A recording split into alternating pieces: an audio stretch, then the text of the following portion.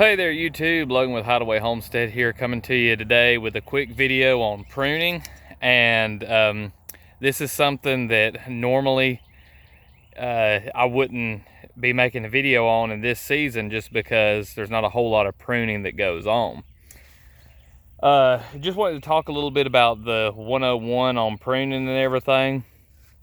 Now, full disclaimer, I'm not an arborist. I'm not a super wise old Japanese guy that does bonsai. Like, I'm not, any kind of super expert on this, but I have pruned a lot of trees. I do some pruning as a living, and people's trees lives and my trees live, and they're healthy and they do well. So I do have some authority on the subject. Now, what I'm going to be talking about today is just basically what pruning is and how you should prune, when you should prune, etc., etc.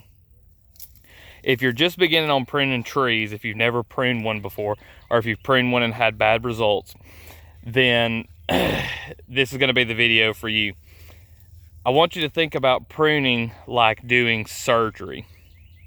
So if you were going to have surgery done, and it was going to be just something like, I don't know, you were going to have a cyst removed off of your skin, or a mole or something like that, they could deaden the area a little bit and you'd be fine being awake.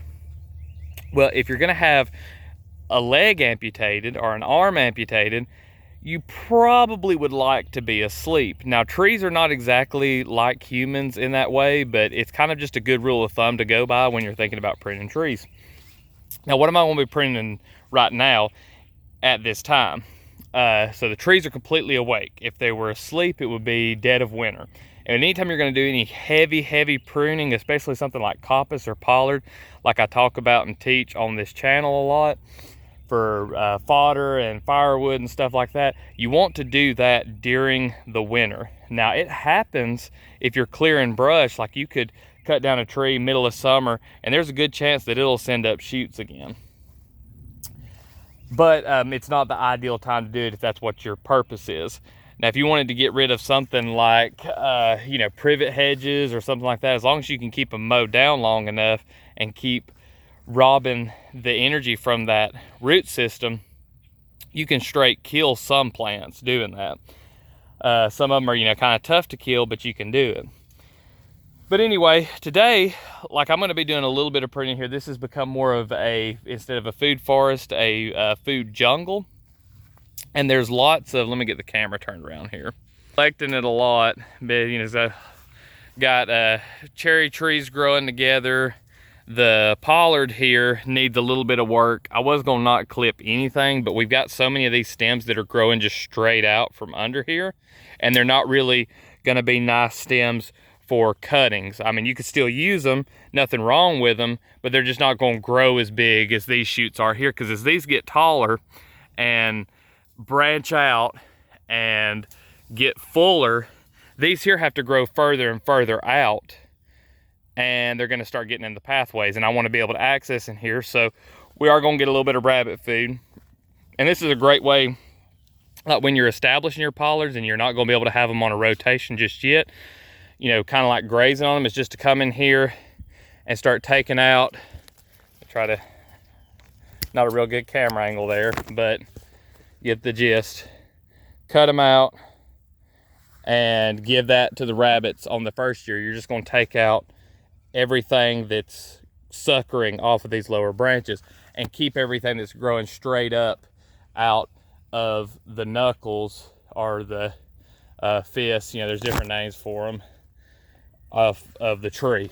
And so you want to keep all the growth coming off of that directly, and then anything that's growing down below it that's growing straight out like that, you can go ahead and cut it off. Another thing that I want to be doing, now I'm not going to be giving this to the rabbits because you don't want to, it's toxic, but I'm going to come here like on these cherry trees and go right back to where the fruit is, and I'm just going to cut and prune this up a little bit to where I can actually get through here. Now, when you're making cuts, for the most part, if you're really wanting it to be for looks, and you want the tree to look a certain way, and you don't want it to look like it's been pruned like it's got, you know, like it's been pollarded or topped or anything like that. The thing to do would be to come back here to the collar of the branch and cut it right along the collar there, that little line. And I've shown in apple prunings how I do that. But I'm coming in here, this really don't matter to me. These are more for production. They're almost getting a little bit of a pollard here. I'm not feeding it to my rabbits that's, you know, toxic to them. I'm just coming back here, and like this one here doesn't really have any fruit on it, so I can come all the way back. I'm wanting to try to preserve some of this fruit and cut it off there. And I'm doing just some chop and drop right now to try to smother out some of this stuff, and, you know, just coming in here and trying to keep the trees from growing into each other and competing with each other.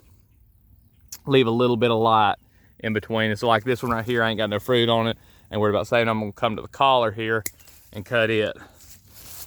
And so it's a little difficult to do this type of work with the phone in my hand. So what I'm gonna do right now is I'm gonna show y'all just kind of, I'm gonna stand right here, give a little pan through, and I'm gonna clean this area up some and let you see just how much different it'll look after you've pruned it. Pause the video here. And we're back. So I clipped some of this right here. As you can see, we've got a nice open spot there.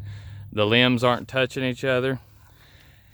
And during this time of year, it's best practice to try not to trim anything that is bigger than like a pencil, maybe. If you've got to, you got to. I just had a client for my business that I was trimming some trees around their house, and they were having problems with ants and stuff, and so had to be done. But those were some bigger limbs on some of them, and I put a little bit of paint on them just in case, because anytime you open up these areas of wood here, you open up the opportunity for some kind of pest to get in. Now, that being said, I think it's a little bit of a worry. Sometimes it's a little unjustified, but I mean, it can happen. Fungi, different types of insects can get in. You got an open wound is what's going on, and so it's got the opportunity for things to get a little hairy. And you want to prune as little as possible. Like I say, if you're going to prune, do it only in the winter. I'm doing this just because it kind of needs to be done, and it needs doing now. Or it should have been done in the winter. But as far as your fodder trees goes, there ain't no way to get away from doing it this time of year. So I cleaned up this little guy around the bottom. Got some willow here in the bucket to go give to a rabbit there. And yeah, you know, that's something you've got to do to be able to do the fodder trees, is you've got to prune during the spring, summer, and towards, you know, fall. But anyway, yeah, that's pretty much it. This is just basic. I mean, I can't cover absolutely everything in this video about that you need to know about pruning. Like I said, you don't want to just lop it off on these areas. If you're wanting to have a certain aesthetic, you want to come back to the collar on all of them. And you also want to, if you're ever cutting a vertical limb, you want to cut it on an angle, so that way water and stuff will drain off of it rather than having it completely level where stuff will pool. And yeah, you could even look, I've never done it before, but there's even ways to dwarf fruit trees. Basically, you're doing a type of bonsai, and you can cut them during the growing season and in the winter to be able to dwarf the trees. So you can do this. I would just advise you to study up on it, so that way you don't end up killing your trees that you're wanting to produce fruit for you. So comfrey's doing good here. The coppice willow is doing pretty good. Got tons of stems. The stems are about, let's see, let me get the camera turned around, or maybe y'all can see here. Stems are about as tall as I am now, and so it's doing well. The pollard is doing phenomenal. It's got some good 6-foot stems on it, and I've got other trees that I've planted that are pollarded right now. Well, some of them's pollarded, some of them's coppice. Some of them's just from the coppice. I took some of the really big cuttings and stuck them in the ground, like the trunk itself, and they're rooting and sending up tons of shoots. I did a video on the cuttings that I've got for the nursery. There's about 200 of those or so. I just am to the point now to where I can have as many willows as I ever want. And it only took, let's see here, I guess 4 years for 2 trees.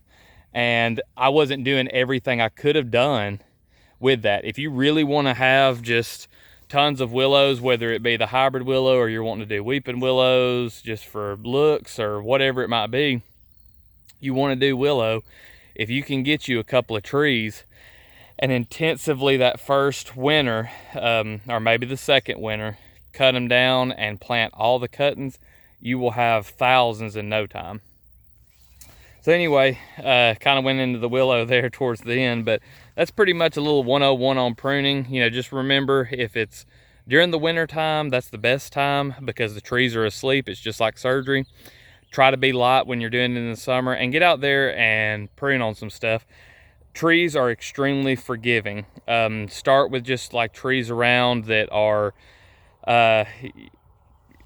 you know, what people call trash trees that are growing on the side of the road, that are growing in your yard that you don't want. You know, get on some sweet gum or whatever it is, start pruning, start learning about it, get practice. Just like if you were going to do grafting, you know, practice on stuff that's not your valuable stock to begin with.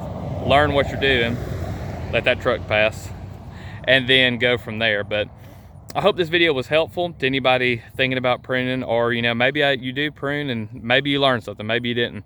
But if you found any value in the video, please leave a like. If you've got any questions or comments, drop those down below. And if you haven't subscribed to the channel already, go ahead and do so. I drop a video every day, Monday through Friday. I appreciate all y'all watching, and we'll see you in the next one.